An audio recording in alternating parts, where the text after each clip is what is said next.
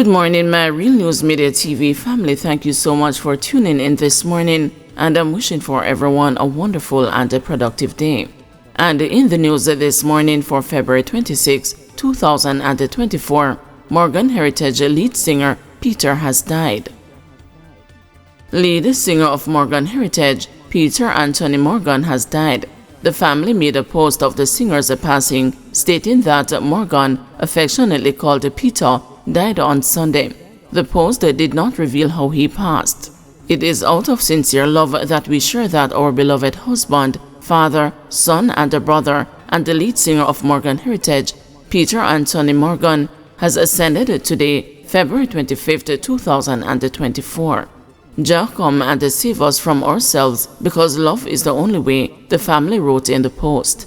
Our family thanks you in advance for your overwhelming love and support, and we ask for your continued prayers as we go through this process. We ask that you please respect our privacy during this time of healing. Thank you.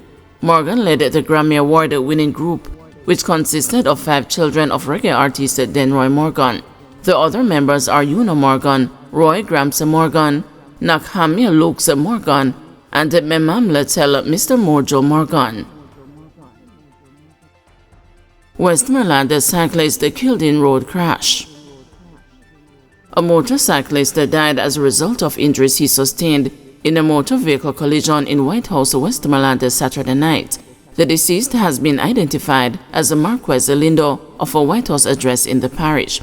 Reports are that about 8 p.m., Lindo was riding a motorcycle on the White House main road when, upon reaching in the vicinity of the Church of Jesus Christ, he allegedly overtook a line of traffic, failed to keep left, and collided with a white Toyota Voxy motor car. He received the injuries and was taken to the Savannah Lamar Public General Hospital, where he was pronounced dead. The Westmoreland police are investigating. His death brings it to 55, the number of road fatalities recorded since the start of the year.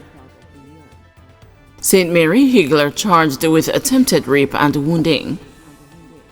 A man has been charged with breaking into a woman's house and attempting to rape her at a knife point in Manchester Lane, Port Maria in St. Mary on February 10.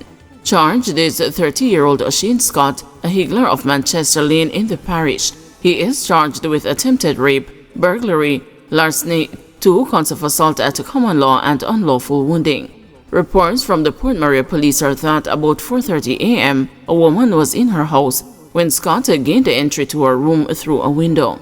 He then reportedly threatened her with a knife to have sexual intercourse with him.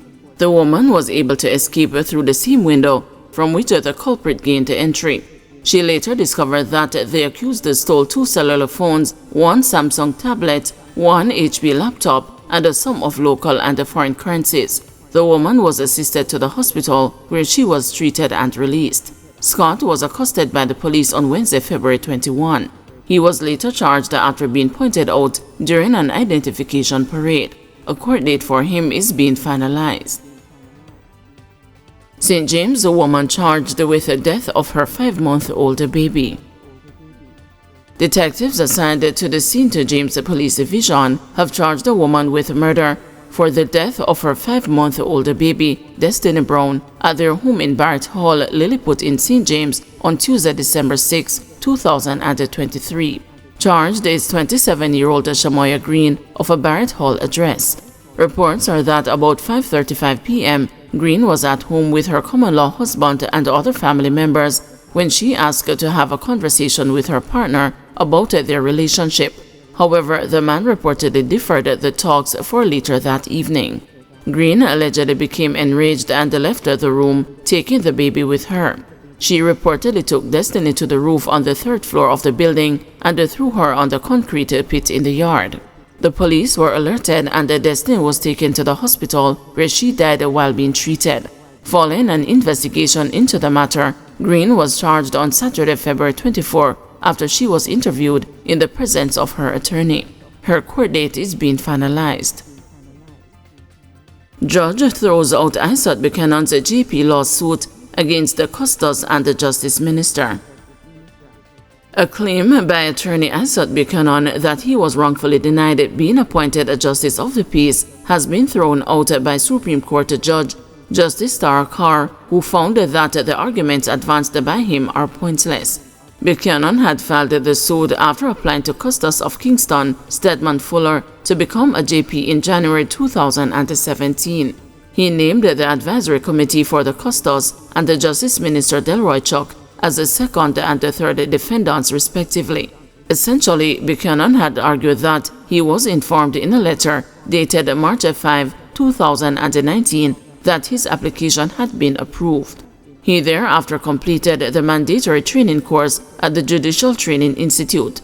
However, on May 17, 2019, he received a telephone call and the Custos informed him that he wished to meet with him on May 21, 2019. On that date, the Custos advised him that he and the advisory committee had reviewed his application and decided that they would not recommend his commission as a JP on the basis that they were not satisfied that he was a person of unquestionable character. Information received by the Custos indicated that Buchanan had failed to disclose that he had previous criminal convictions when making his application, and as such, the Governor General was to be advised of this decision. In response, Buchanan applied to the court for leave to seek a judicial review of the decision and was granted leave on October 7, 2019 to seek the remedies of certiorari and mandamus. However, Buchanan amended the claim on April 22, 2020 and removed the request for orders of certiorari and mandamus. Instead, he sought declaratory relief that he was recommended by the Justice Minister as a person to be appointed as JP, consistent with Section 6.5 of the Justice of the Peace Act 2018, that in fulfillment of his statutory responsibility under Section 6.6 of the Act, he participated and completed the relevant training courses that he was commissioned as a JP for the parish of Kingston on May 29, 2019 by the Governor General, and based on that, he had a legitimate expectation to be commissioned by the Custos. During the matter heard on November 7, 2023 and February 23, 2024, it was disclosed that on the section of application that asked, "Have you ever been found guilty of a criminal offense?" Buchanan ticked the box no.